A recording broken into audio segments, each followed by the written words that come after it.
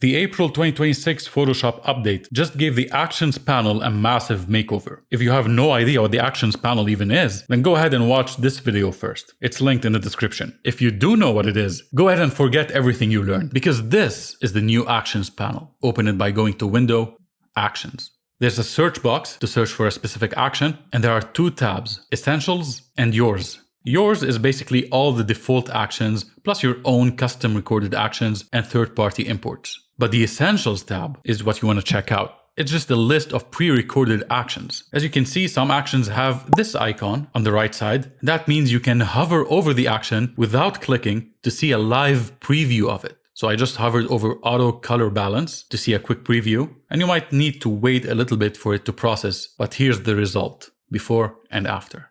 Now, click on it, and the effect will be applied. And the best part is that it's applied non-destructively. You can see here in the Layers panel, your original image is untouched, but now there's an adjustment layer on top. Let's revert and try another one. Make Subject Pop. This one doesn't have a live preview, so you need to click on it to apply it.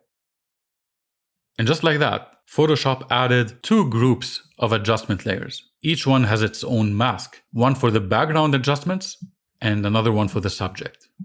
By the way, if you only want an action to hit one or the other, right-click on the action or click the three dots and choose Apply on Subject or Apply on Background. Clicking the gear icon next to the action's name allows you to access additional settings where you can change the icon, the name, description, keyboard shortcut, and the recorded steps. Okay, here's another example. Let's try to blur the background, see what it looks like.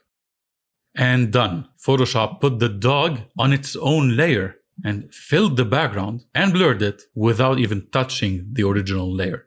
Control or Command Z to undo. And if you noticed, it took me one undo to undo the whole action. That's because the action took a single history state. If you want every single step of the action to be undone, then open the Actions panel's menu, go to Playback Options, and uncheck Create a Single History State. Now, these actions here allow you to add guides to your canvas with a single click. The ones under Resize allow you to resize the canvas for different social media platforms. And the ones under Export allow you to export the file to a specific format. Last thing, if you are a total dinosaur and you want to switch back to the old Actions panel, then click here to open the menu and then click Classic Actions. Look, I'm not judging. It's your preference, your computer, your floppy disk, I don't care.